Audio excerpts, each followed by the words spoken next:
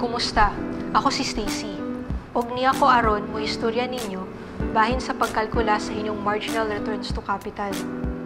Importante kini nga makatunan aron makabuhat mo og mas maayong desisyon sa inyong pakikistorya sa mga bangko ug sa inyong negosyo. Una, kinahanglan nato mahibaw-an unsay pasabot sa termino nga marginal return to capital. Pasabot kung pila ang porsyento nga ganansya na imong mabuhat kung adunay gusto nga mohatag og dugang nga puhunan sa imong negosyo. Atuang bansay-bansayon ang termino matagpulong. Atong sugdan sa kapital.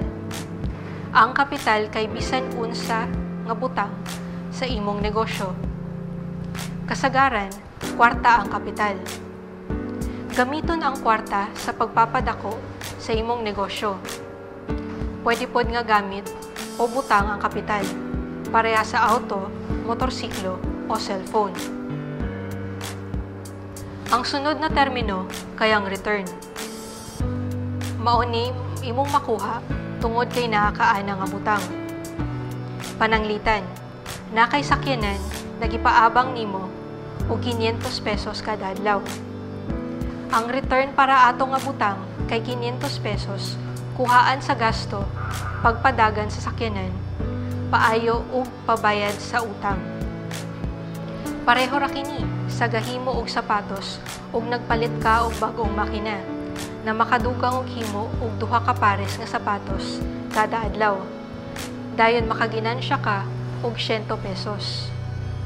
Ang imong return ato nga puhunan kay 100 pesos kuhaan sa gasto pagpalit sa makina. Ang katapusan nga pulong ang marginal. Pareho ra kini sa termino nga next.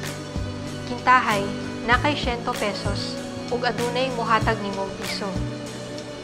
Kadtong piso ang marginal. Kung gusto nimo kadtong marginal peso sa imong negosyo ug naa nakaginansya ka, ang ginansya nimo ang marginal return to capital. Usa pa ka pagsabot kay kung unsaon nimo paggamit ang dugang nga kwarta sa imong negosyo.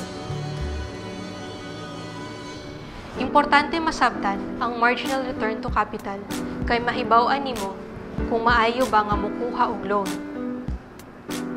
Kung tan-aw sa tawo nga kumudugang siya og 10,000 sa iyahang negosyo, dayon makaginansya siya og 10% kada buwan atong dugang nga puhunan.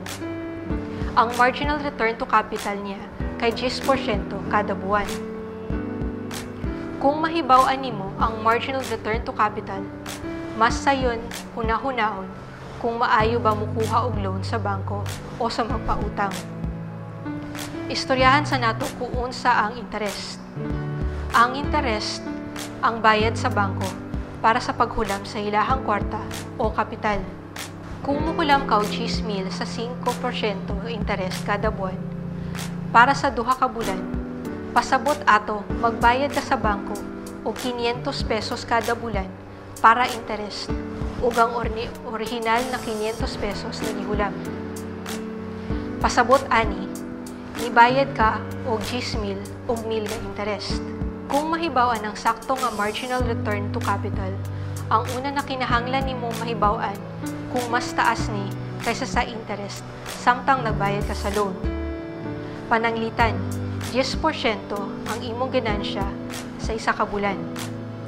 Kung pareho ang isa sa imong ganansya sa imong interest, pasabot nga sakto ra ni pambayad sa imong gihulam nga kwarta.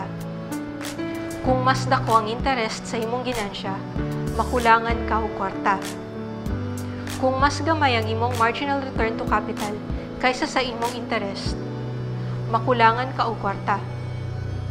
Dili maayo na magkuha ka og loan. Kung ang marginal return to capital kay mas dako sa interest, maora ni nga panahon nga maayo mokuha og loan. Para sa ani nga mga rason nganong maayo na huna-hunaon daan kung unsa ang marginal return to capital sa dili pa mokuha og loan. Kung mutuo ka nga posible nga madugangan og kapital gikan sa utang para makaginansya og mas taas pa sa interest ug ang orihinal na kantidad sa utang. Nagpasabot kini nga maayong mokuha og loan. Pero kung ang imong marginal return to capital kay mas mubo kumpara sa kantidad sa interest ug ang orihinal nga utang dili maayo nga mokuha og loan. Nang hinaot ko nga nakatabang unta kini nga video para makabuhat mo og maayong desisyon aron mas dali makabot ang inyong pangandoy.